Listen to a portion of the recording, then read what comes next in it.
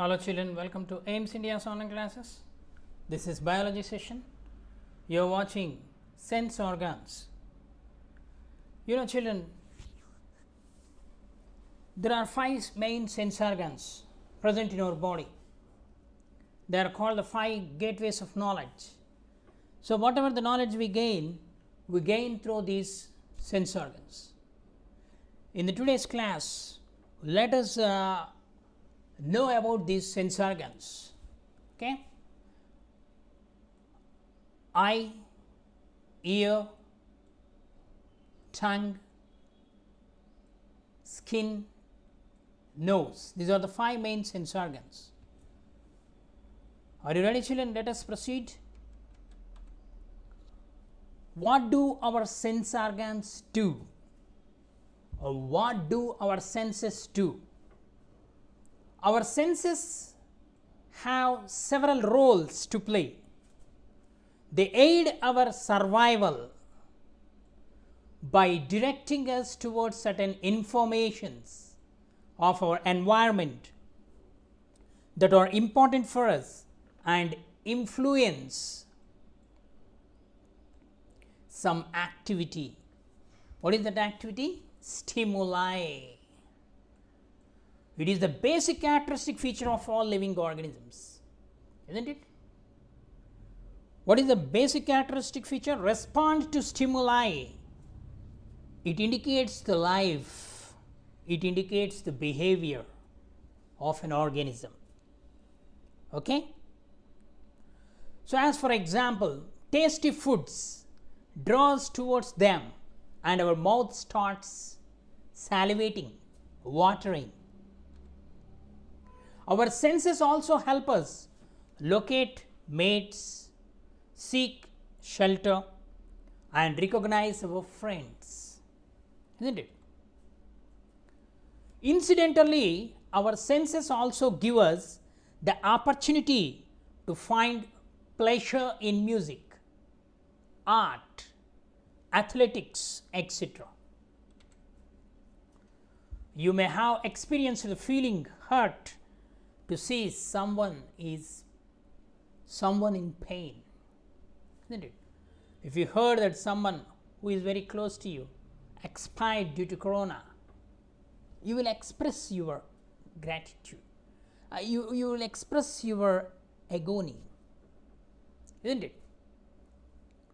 So that is the how we could able to know. That is due to the senses, the sense organs, the gift given by the God. Okay? So what do your senses do? Usually when we have strong emotional ties to someone and when he or she experiences pain, so do we. Not just emotional ties, we should be influenced by the situations not directly related to us and yet feel the pain. That is called sympathy. And feeling pain of drought affected people, sympathizing, isn't it? For example, sympathizing and feeling pain of drought affected people. So our social behavior, our emotional behavior depends upon the responses by our senses, responses towards the stimuli. How do our senses accomplish all this? The complete answer is very complex, but it involves one elegantly simple idea that applies across the sensory system. Our sensory impressions of the world involve nerve signals. These play a very important role in the way we react or respond to various stimuli or even to same stimuli in different situations, isn't it? So it's a routine process, it's a continuous process. It is an essential process. Stimulus, response, stimulus, response. isn't it? So, for example, generation of flavor preferences by our brain is usually based on what our body needs. Like cooked fish may not smell good to some people. But if the person is very hungry and has no other option, and particularly if the body has a need for protein, fish may suddenly smell good, isn't it? Means depending on the situation, depending on the demand, the stimuli from the environment around are received by our body through some sense organs. As we already know, they are these sense organs are eyes. What are the 5 main sense organs? Eyes, ears, nose, tongue, and skin. Vision, auditory, olfactory, gustatory, and tactile. Touch. These are the senses, 5 main senses. Let's try to understand the path of receiving a stimulus to expressing a response or sensation. Stimulation to sensation. There are certain conditions, substances, etc. in nature that trigger the process of sensing them by our body. These are called stimulants. What are stimulants? Maybe the conditions or certain substances, okay, that generate the response. They are called stimulants. The information carried by these stimulants are picked up by certain organs. What are those organs? Called receptors. They are the cells, specialized cells with which our sense organs are made up of. So, these receptors are present in our sense organs and converted into nerve signals. Okay? Whatever the stimulants received by these receptors, they are converted into electrical signals called nerve signals. So, that is why these 5 main sense organs, they are connected to the brain by nerves. They are called sensory nerves. So, these nerve signals are carried to the brain and processed to create a sensation.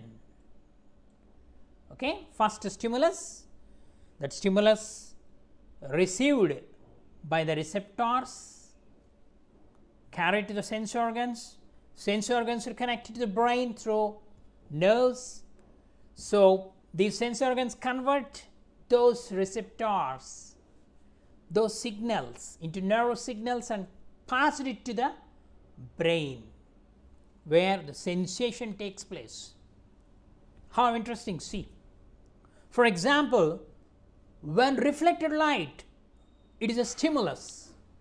When reflected light from the surface of a green leaf and its surroundings reaches receptors in our eyes, it is converted into nerve signals.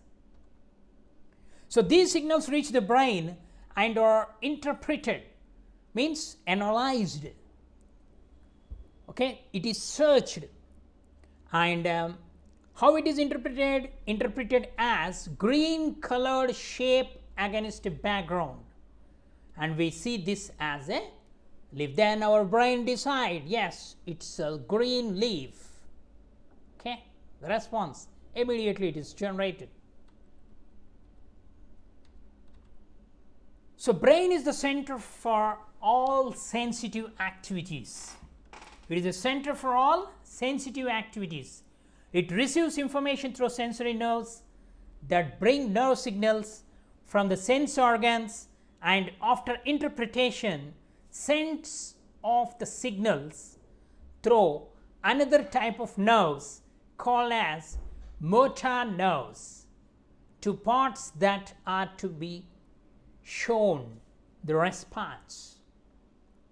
Okay, these are all things takes place in a fraction of seconds. For example, you see a mosquito biting you on your leg through your eyes. What happened? The response works through the motor nerves from the brain to your hands to strike and kill it, isn't it? So here, whatever the information is there, that information is passed to the brain through the sense organs, through sensory nerves. So here the mosquito is biting on your limb. That information is carried by sensory nerve, okay, through receptors present in the skin, carry through the sensory nerve to the brain. Okay, so as soon as the information is carried by the sensory nerve, then the information is interpreted. Yes, it's a mosquito biting you. Then response is generated. Then that response is passed through motor nerve. Okay, and immediately we start beating. Okay, it is a schematic representation of nerve stimulation to response. What is the response to a mosquito bite? Okay, the response works through motor nerves from the brain to your hands to strike and kill it, isn't it? It's general experience. So here let us know by one activity. Note down a few lines of any text in your book. Write about the stimuli and responses and the sensory and motor functions with respect to the sense organs involved. Do you think our sense organs work together? Why? If it is yes, why? If it is no, why not? All stimuli may not lead to responses. So that's why all the sense organs may not work together. So different sense organs are designed, different sense organs are present to understand, to receive different stimuli. Only a particular level of stimulus will give rise to a response. So answer to the question, do you think our sense organs work together? No. Why? Because all stimuli may not lead to responses, number one. Number two, only a particular level of stimulus means in order to generate response, a particular level of stimulus is required. Then only it will give rise to a response. Next, number three.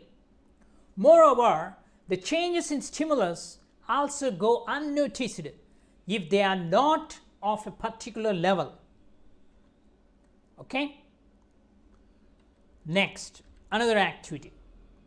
So dissolve a pinch of sugar in a glass of water. Drink a little of this. Does it taste sugary? No. Because glass of water, we have added a pinch of sugar. So definitely it not taste sugary. Okay. So you could try this for different concentrations of sugar, means preparation of sugar solution. So adding by proper quantification, that is weighing and preparing the solutions to find out how much sugar in solution starts off your sensation. Okay, sometimes when your mother mixes sugar in your milk, cup of milk, you feel it won't be sugary, then you ask your mother to add extra sugar, isn't it? So you may have often noticed while drinking tea or coffee or milk that if you eat a very sweet substance in between, okay, if you eat a sweet substance in between taking these drinks, your tea, coffee or milk, appears to be the less sweet as compared to the sips taken before eating the sweet. Okay. So this usually happens. Why it happens? Because a higher level of the same stimulus masks or covers that of the lower level. So remember the poem. Chinaga chinaga vama tiyinundu. Chinaga chinaga vama tiyinundu. Okay. So if you go on every day, if you eat neem, what happens? You feel it sweet. Actually the neem is bitter to taste. Isn't it, children? Next, we should consider our sense organs to be change detectors. They are change detectors. Our sense organs are designed to detect the change. If you have ever jumped into a cool pool on a hot day, you know that the sensation is critically influenced by the change. Okay. So there are a lot of changes you observe in your body during the seasonal changes. Okay. These are all due to response to the stimulus. Stimulus is the weather change here. In fact, a main role of our stimulus detectors or sense organs is to announce the changes in the external world. A flash of light, a splash of water, a clap of thunder, the prick of a pin, etc. These are all the detectors. Change detectors are the duty of the change detectors, sense organs. The receptors present in our sense organs, they specialize. Okay, the receptors are the cells present in our sense organs. They are specialized in gathering the information about new and changing events. Though our sense are change detectors, usually small changes or unchanging stimuli often go unnoticed. Okay. So in order to detect the change, the strength of the stimulus is also very, very important. Our senses accommodate to unchanging stimulation and we become less and less aware of constant stimulation. Okay. So for example, for the first time as a baby born, so when the mother tie a cloth, show a lot of irritation, change, because it's the first time the stimulus. So continuously from the infant stage to now, you have been changing the clothes, wearing the different types of clothes. So your body does not respond to that stimulus because you are habituated. It is called the habituation to the stimulus. Okay, acclimatization, adjusting to the stimulus. So that's why it will go unchanging stimuli. Okay, unchanging stimulation it is called. For example, the sounds in a printing press may be very uncomfortable for the first time when you visit there. So the workers also uncomfortable for a worker landing there for the first time. Eventually, as the time passes, the person would not find the sounds so uncomfortable because the body adjusted. What does all this mean for our understanding of human sensation? The general principle is this. What is this? We are built to detect the changes in the stimulation and the relationships among stimuli and often adapt to certain stimuli. Our sense organs, as we all know, we have 5 main sense organs: the eyes, ears, skin, nose and tongue. These sense organs have sensory receptors. Each receptor is highly sensitive to specific stimulus. Means we see with our eyes, we hear with our ears, we smell with our nose, we touch with our skin, we taste with our tongue, isn't it? But not, means these sense organs are specific. They are designed to locate, to understand, to receive specific stimuli. Okay, we can't taste with nose, we can't feel with our with our ear. Okay, they are specific, they do their job, isn't it? Okay, more about this we are going to study in the next video. So children, please read the textbook. Thank you for watching our video. Please subscribe our channel and press the bell icon for receiving latest updates.